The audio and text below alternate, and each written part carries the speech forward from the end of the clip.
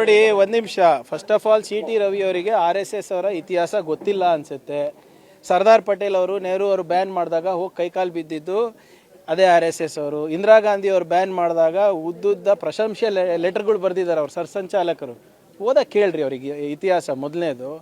ಆಮೇಲೆ ರಿಜಿಸ್ಟ್ರೇಷನ್ ಮಾಡ್ಕೊಳ್ಳಿ ಅಂದರೆ ಯಾಕೆ ಅಷ್ಟು ಭಯ ಅವರಿಗೆ? RSSಗೆ ರಿಜಿಸ್ಟರ್ ಮಾಡ್ಕೊಳ್ಳಿ ಅಂದರೆ ಇವ್ರು ಯಾಕೆ ಉತ್ತರ ಕೊಡ್ತಾ ಇದ್ದಾರೆ? ಒಂದು ಕೆಲಸ ಮಾಡಿ, ಈಗ ತಾನೇ ನಮ್ಮ ಬೇರೆ ಮಾಧ್ಯಮ ಸ್ನೇಹಿತರಿಗೆ ಹೇಳ್ತಾ ಇದ್ದೆ, ನನಗನ ನಿಮ್ಮ ಯಾವುದು ಜಗನ್ನಾಥ್ ಭವನ್ ಅಲ್ಲ ಅವ್ರದ್ದು, ಜಗನ್ನಾಥ್ ಭವನೋ ಕೇಶವ ಕೃಪಾಗೋ ಕರೆಸಿ, ನನಗೆ ಕರೆಸ್ಬಿಟ್ಟು ಈ ಕಾನೂನು ಅಡಿನಲ್ಲಿ ನಮಗೆ ಸ್ವತಂತ್ರ ಇದೆ, ನಾವು ಯಾವುದೇ ಸರ್ಕಾರಿ ಸಂಸ್ಥೆಗಳಿಗಾಗಲಿ ಅಥವಾ ಸರ್ಕಾರಿಗಾಗಲಿ ನಾವು ಉತ್ತರ ಕೊಡೋ ಅಗತ್ಯ ಇಲ್ಲ ಅಂತ ತೋರಿಸ್ಬಿಡ್ಲಿ, ಅಥವಾ ನನ್ನ ಆಫೀಸಿಗಾನ ಬರಲಿ, ದಾಖಲೆಗಳು ತೊಗೊಂಡು ಬರಲಿ. ನೋಡಿ ಸರ್, ಈ ಕಾನೂನು ಅಡಿನಲ್ಲಿ ನಮಗೆ ಯಾವುದೇ ಸಂವಿಧಾನದ ನಮ್ಗೆ ಯಾವುದೇ ಸಂವಿಧಾನ ಲಾಗೂ ಆಗೋದಿಲ್ಲ, ನಮ್ಗೆ ಯಾವುದೇ ಕಾನೂನು ಲಾಗೂ ಆಗೋದಿಲ್ಲ ಅಂತ ನನ್ನ ಆಫೀಸಿಗಾನ ಬಂದು ಹೇಳಿ, ಇವ್ಯಾಲ್ಯೂಯೇಟ್ ಮಾಡ್ತೀನಿ. ತಪ್ಪಿದ್ರೆ ನಾನೇ ಕ್ಷಮೆ ಕೇಳ್ತೀನಿ, ಇಲ್ಲದ್ರೆ ಅವ್ರು ತಿದ್ಕೊಳಕ್ಕೆ ಹೇಳಿ. Simple thing sir. ಯಾವ ದೇಶದಲ್ಲಿ ಒಬ್ಬ ಬೀದಿ ವ್ಯಾಪಾರ ರಿಜಿಸ್ಟರ್ ಆಗಬೇಕು, ಹೌದಾ ಇಲ್ಲ? ಬೀದಿ ವ್ಯಾಪಾರಿಗಳು ರಿಜಿಸ್ಟರ್ ಆಗಬೇಕು. ದೇವಸ್ಥಾನದಲ್ಲಿ ಎಷ್ಟು ದೇಣಿಗೆ ಬರ್ತಾ ಇದೆ ಅಂತ ದೇವರು ಲೆಕ್ಕ ಕೊಡಬೇಕು, ದೇವಸ್ಥಾನಗಳು ಲೆಕ್ಕ ಕೊಡಬೇಕು, ಜನರು ಲೆಕ್ಕ ಕೊಡಬೇಕು, ನೀವು IT ಲೆಕ್ಕ ಕೊಡಬೇಕು. ಇವ್ರು ಕೊಡಂಗಿಲ್ವಾ? ಏನಕ್ಕೆ? ಇವ್ರು ಮನ್ಸಿಗೆ ಬಂದಂಗೆ ಮಾಡ್ಬೋದಾ? ಯಾವ ಕಾನೂನು ಅಡಿನಲ್ಲಿ ಕೊಡಬೇಕು? ಮಾತಿದ್ರೆ ಬಾಡಿ ಆಫ್ ಇಂಡಿವಿಜುವಲ್ಸ್ ಅಂತಾರೆ. ನಿಮ್ಗೆ ಗೊತ್ತಿದೆಯಾ? Bangalore club also is a body of individuals. ಅಂದರೆ ನಾಳೆ ನೀವು ಹಂಗೆ ಮಾಡ್ಬೋದಾ? ಸೇಮ್ ಫಾರ್ಮ್ಯಾಟ್ನಲ್ಲಿ ನೀವು ನಾಳೆ ಒಂದು ಸಂಘಟನೆ ತೆಗೆದುಬಿಟ್ಟು ನೀವು ಹೀಗೆ ದೇಣಿಗೆ ಇಸ್ಕೊಳೋದಾಗಲಿ ಅಥವಾ ಕಾನೂನು ಉಲ್ಲಂಘನೆ ಮಾಡಿಬಿಟ್ಟು ಬೆಂಗಳೂರಿನಲ್ಲಿ ಪಥಸಂಚಲನ ಮಾಡೋದಾಗಲಿ ಮಾಡ್ಬೋದಾ ಸರ್? ಆಯ್ತು ರೀ, ಇವ್ರಿಗೆ ಗೊತ್ತಿಲ್ಲ ಇವ್ರ ಇತಿಹಾಸ ಹೆಂಗೆ ಈ ಹೇಡಿಗಳು ಬಂದು ಕೈಕಾಲು ಬೀಳ್ತಾರಂತ ಗೊತ್ತಿಲ್ಲ.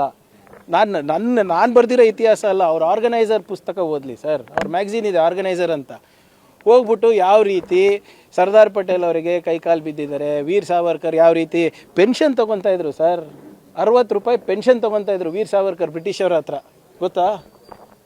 ಇವ್ರ ಇತಿಹಾಸ ಅದು. ಇಂದಿರಾ ಗಾಂಧಿಗೆ ಪತ್ರ ಬರೆದಿದ್ರು ಸರ್ ಅವರ ಹಿಂದಿನ ಸರ್ಸಂಚಾಲಕರು, ಎಮರ್ಜೆನ್ಸಿ ದೇಶಕ್ಕೆ ಭಾಳ ಅಗತ್ಯ ಅಂತ. ಇವತ್ತು ನೋಡಿದ್ರೆ ಹಿಂಗೆ ಮಾತಾಡ್ತಾರೆ. ನೋಡಿ, ಬರೇ ದಿನಗಳ ದಾಖಲೆ ಮುರಿಯೋದ್ರಿಂದ ಆಗೋದಿಲ್ಲ. ನೆಹರು ಅವರು ಅರ್ಧ ಮಾಡಿದಷ್ಟು ಕೆಲಸ ಮಾಡಿದಾರಾ? ಒಂದು ಇಸ್ರೋ ಥರ ಸಂಸ್ಥೆ ಕಟ್ಟಿದಾರಾ? ಒಂದು IIT ಥರ ಸಂಸ್ಥೆ ಕಟ್ಟಿದಾರಾ? ಒಂದು ದೊಡ್ಡ ಅಣೆಕಟ್ಟು ಮಾಡಿದಾರಾ? ಹೇಳಿ. 12 ವರ್ಷದಲ್ಲಿ 12 ಸಾಧನೆ ಹೇಳಿಬಿಡ್ಲಪ್ಪ. 100 ಸ್ಮಾರ್ಟ್ ಸಿಟಿ ಕಟ್ತೀನಿ ಅಂದವ್ರು ಒಂದನ ತೋರಿಸ್ಬಿಡಿ ಸ್ವಾಮಿ. Make in India, skill India, digital India, Beti Bachao Beti ಪಡಾವ್, ಬರೇ ಸ್ಲೋಗನ್ಗಳು ಆಗಿ ಉಳಿದಿವೆ. 100 ಸ್ಲೋಗನ್ಗಳು ಇವೆ ಅಷ್ಟೇ 12 ವರ್ಷದಲ್ಲಿ. ಯಾವುದು ಸಕ್ಸಸ್ ಆಗಿದೆ ತೋರಿಸ್ಬಿಡಿ. ಇವತ್ತು ನಮ್ಮ ಆರ್ಥಿಕ ಪರಿಸ್ಥಿತಿ ಹೇಗಿದೆ? ನಿಮ್ಮ ರೂಪಾಯಿ ಮೌಲ್ಯ ಏನಿದೆ? 12 ರೂಪಾಯಿಗೆ ತಂದು ಇಡ್ತೀನಿ ಅಂದವರು ಇವಾಗ 100 ಮುಟ್ತಾ ಇದೆ. LPG ಇದು ಎಷ್ಟಾಗಿದೆ ಇವಾಗ? ಕಮರ್ಷಿಯಲ್ ಸಿಲಿಂಡರ್ ಇರ್ಬೋದು, ಡೊಮೆಸ್ಟಿಕ್ ಸಿಲಿಂಡರ್ ಇರ್ಬೋದು, ನಿಮ್ಮ ಪೆಟ್ರೋಲ್ ಡೀಸೆಲ್ ರೇಟ್ ಇರ್ಬೋದು, ಫರ್ಟಿಲೈಸರ್ ಇರ್ಬೋದು. ಎಲ್ಲಿದೆ ಸ್ವಾಮಿ? ಏನು ಯಾವ ಪುರುಷಾರ್ಥಕ್ಕೆ ಇವರು ಸಾಧನೆಗಳನ್ನು ಹೇಳ್ತಾ ಇರೋದು? ನೆಹರು ಅವ್ರಿಗೆ ಕಂಪೇರ್ ಮಾಡ್ತಿರಲ್ಲ. ನೆಹರು ಅವರ ಅಧಿಕಾರ ವಹಿಸ್ಕೊಂಡಾಗ ನಮ್ಮ ಆರ್ಥಿಕ ಪರಿಸ್ಥಿತಿ ಏನಿತ್ತು, ಮತ್ತು ಹೇಗೆ ಬಿಟ್ಟು ಹೋಗಿದ್ರು, ಮತ್ತು ಇವ್ರೇನು ಮಾಡಿದ್ದಾರೆ ಸ್ವಲ್ಪ ತುಲನೆ ಮಾಡಿ. ಮೋದಿಯವರ ಹೆಸರಲ್ಲೆಲ್ಲ ಪೂಜೆ ಎಲ್ಲ ಮಾಡ್ತಾ ಇದ್ದಾರೆ. ಮಾಡಲಿ, ಇವರೇ ಅವರೆಲ್ಲ ಅಂಧ ಭಕ್ತರು. ಅವ್ರು ಮಾಡಿಲ್ಲ ಅಂದರೆ ಏನೇನು ಮಾಡ್ತಾರೆ? ಅವರೇ ಪೂಜೆ ಮಾಡಬೇಕಲ್ಲ.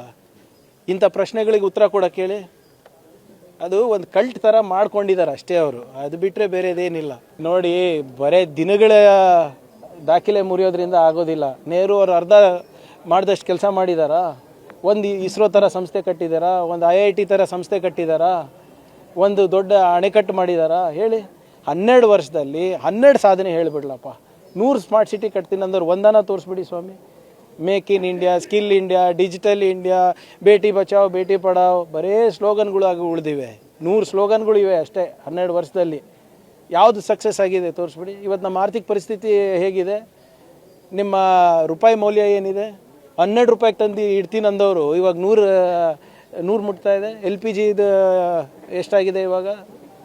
ಕಮರ್ಷಿಯಲ್ ಸಿಲಿಂಡರ್ ಇರ್ಬೋದು, ಡೊಮೆಸ್ಟಿಕ್ ಸಿಲಿಂಡರ್ ಇರ್ಬೋದು, ನಿಮ್ಮ ಪೆಟ್ರೋಲ್ ಡೀಸೆಲ್ ರೇಟ್ ಇರ್ಬೋದು, ಫರ್ಟಿಲೈಸರ್ ಇರ್ಬೋದು. ಎಲ್ಲಿದೆ ಸ್ವಾಮಿ? ಏನು ಯಾವ ಪುರುಷಾರ್ಥಕ್ಕೆ ಇವರು ಸಾಧನೆಗಳನ್ನು ಹೇಳ್ತಾ ಇರೋದು? ನೆಹರು ಅವ್ರಿಗೆ ಕಂಪೇರ್ ಮಾಡ್ತಿರಲ್ಲ. ನೆಹರು ಅವರ ಅಧಿಕಾರ ವಹಿಸ್ಕೊಂಡಾಗ ನಮ್ಮ ಆರ್ಥಿಕ ಪರಿಸ್ಥಿತಿ ಏನಿತ್ತು, ಮತ್ತು ಹೇಗೆ ಬಿಟ್ಟು ಹೋಗಿದ್ರು, ಮತ್ತು ಇವ್ರೇನು ಮಾಡಿದ್ದಾರೆ ಸ್ವಲ್ಪ ತುಲನೆ ಮಾಡಿ. ಮೋದಿಯವರ ಹೆಸರಲ್ಲೆಲ್ಲ ಪೂಜೆ ಎಲ್ಲ ಮಾಡ್ತಾ ಇದ್ದಾರೆ. ಮಾಡಲಿ, ಇವರೆಲ್ಲ ಅಂಧ ಭಕ್ತರು, ಅವ್ರು ಮಾಡಿಲ್ಲ ಅಂದರೆ ಏನೇನು ಮಾಡ್ತಾರೆ? ಅವರೇ ಪೂಜೆ ಮಾಡಬೇಕಲ್ಲ. ಇಂಥ ಪ್ರಶ್ನೆಗಳಿಗೆ ಉತ್ತರ ಕೊಡೋಕೆ ಹೇಳಿ. ಅದು ಒಂದು ಕಲ್ಟ್ ಥರ ಮಾಡ್ಕೊಂಡಿದ್ದಾರೆ ಅಷ್ಟೇ ಅವರು, ಅದು ಬಿಟ್ಟರೆ ಬೇರೆದೇನಿಲ್ಲ. ನಿಖರ ಸುದ್ದಿ, ಸದಭಿರುಚಿಯ ಕಾರ್ಯಕ್ರಮ. ನೀವು ನೋಡ್ತಾ ಇದ್ದೀರಾ ಕಹಳೆ ನ್ಯೂಸ್, ಸಮಾಜದ ಜಾಗೃತಿಗಾಗಿ ವಸ್ತುನಿಷ್ಠ ವರದಿ.